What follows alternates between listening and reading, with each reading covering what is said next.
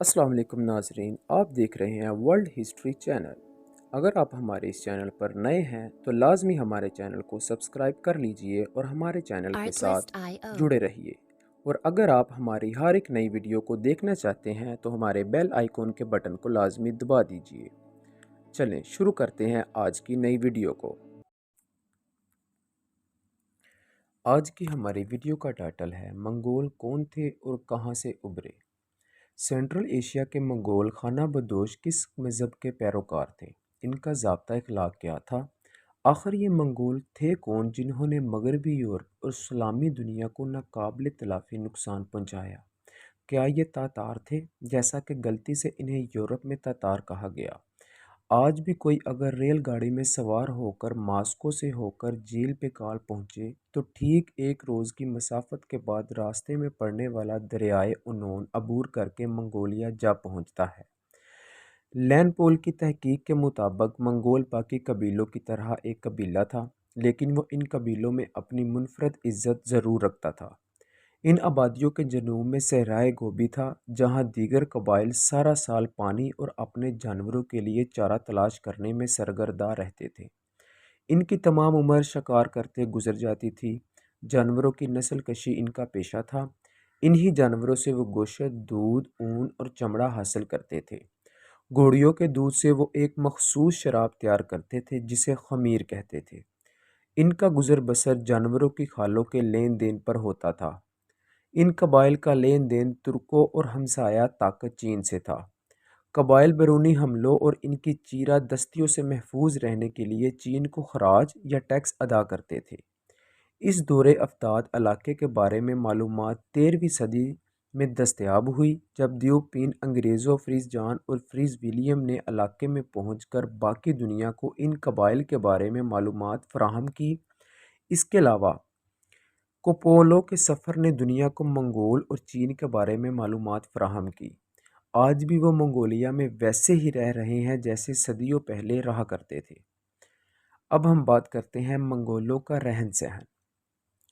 Mongol लकड़ी के frame के ऊपर बनाए जाने वाले गोल से खैमों में रहते थे। इन्हें यार्ड्स यूरोप कहा जाता था। इसकी छत पर तेल से भीगा हुआ नमदा होता था जिस पर सफ़ेद चूना फेर दिया जाता था। यह ढांचा बर्फ़ या बारिश के पानी और तन तेज़ हवाओं से खैमों को महफूज रखता था। खैमों का दरवाज़ा शमाल की जानब रखा जाता था। दूर से ये खैमे मशरूब की तरह दिखाई देते थे। इन खैमों को छकड़ों के ऊपर भी नस्ब किया जाता था। हिजरत के वक़्त ये खाना बदोश अपने खैमों या तंबू उठाकर साथ ले जाते थे। कैम्पों की जगह इंतखाब करते वक़्त वो गर्मी और सर्दी के मौसमों को मद्देनज़र रखते थे। छोटे खैमों के साथ बड़े खैमे भी होते थे, जिनका तूलो अर्ज़ 30 फीट तक होता था। इस खैमों की तमीर के लिए ज़रूरी इमारती सामान बैलगाड़ियों के ज़रिए लाया जाता था। खैमों के दरवाजे रंगदार होते थे। इन दरवाज़ों पर खूबसूरती के लिए पौधे, बेलें और दरख्त भी लगाए जाते थे। मंगोल जंगली जानवर और परिंदे भी पालने के शौकीन थे।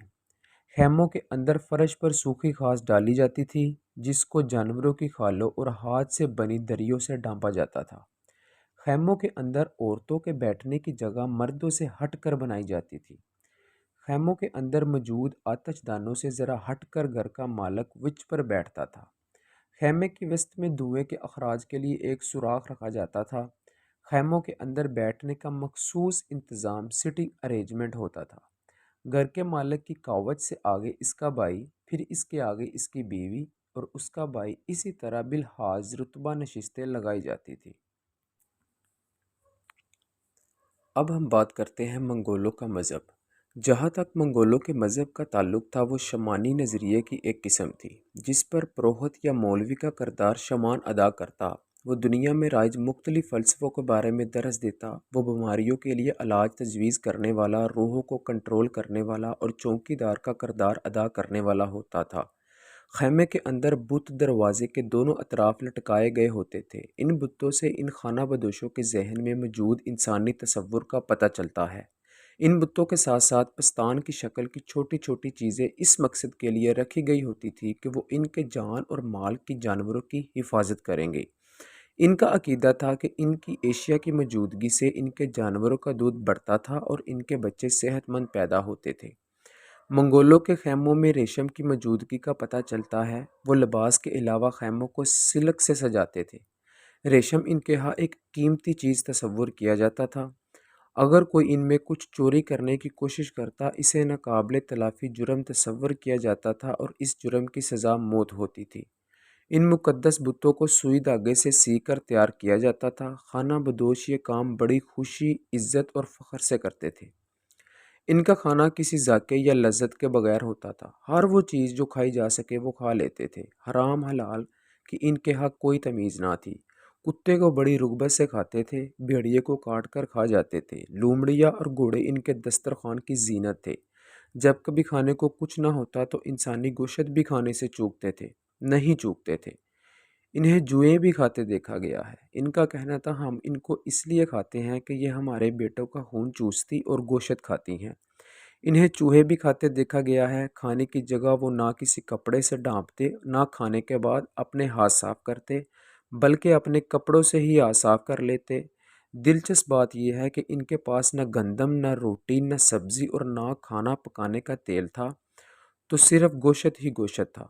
گوشت بھی وہ مقدار میں اتنا کم کھاتے تھے کہ مقدار ان کی پرمشقت زندگی سے مطابقت نہیں رکھتی تھی۔ کھاتے وقت ان کے ہاتھ گوشت سے چربی سے بھر جاتے تھے، جنہیں وہ چمڑے کے اپنے بوٹوں سے یا گھاس سے یا جو چیز سامنے آتی اس سے صاف کر لیتے۔ منگول کی عادات، اطوار اور ان کی خوراک پر بات کرتے ہوئے اگر ان کی کشید کردہ شراب کا ذکر نہ کیا جائے تو بات ادھوری رہ جائے گی۔ جیسے کہ میں پہلے ذکر کر چکا ہوں کہ منگول گھوڑیوں کے دودھ کو خمیر کر کے شراب بناتے تھے۔ پہلے گھونٹ پر وہ زبان پر چبھتی تھی، جس سے جب گلے سے نیچے اترتی تو منہ میں باداموں کے دودھ کا ذائقہ محسوس ہو جاتا۔ ان کی بنائی یہ شراب نشہ آور اور پیشاب آور تھی۔ منگولوں کے ہاں ایک دوسری قسم کی شراب بھی تیار کی جاتی تھی، اس کا نام کوسموس تھا، اور یہ قبیلے کے اعلیٰ طبقے کے لیے تیار کی جاتی تھی اور انہی کے لیے مخصوص تھی۔ پی کر بہک جانا، بہک کر گل گپاڑا مچانا اور دیسی گٹار کی آواز پر ڈانس کرنا، شور مچانا اور کہے لگانا ان کا معمول تھا۔ منگول عورتوں کی جسامت موٹی ہوتی تھی۔ جس عورت کی ناک موٹی ہوتی وہ خوبصورت تصور کی جاتی تھی۔ منگول عورتیں چہرے پر عجیب قسم کے رنگ پھیر لیتی تھی، بعض اوقات اس کاریگری میں اپنا چہرہ ہی بگاڑ لیتی۔ منگول مرد گھوڑوں کو غیر معمولی اہمیت دیتے تھے۔ وہ ایک دوسرے کے پیچھے بھاگ کر لطف اندوز ہوتے تھے، لیکن اس شوق پر انہیں مودر الزام نہیں ٹھہرایا جاتا تھا، کیونکہ وہ عورتوں کے ساتھ بستر میں جانے کی بجائے گھوڑوں کی پیٹھ پر سوار کرنا پسند کرتے تھے۔ شادی بیاہ کے موقع پر بیویاں خریدی جاتی تھی۔ جن لڑکیوں کے دام زیادہ بڑھائے جاتے وہ بن بیاہے بیٹھی رہتی۔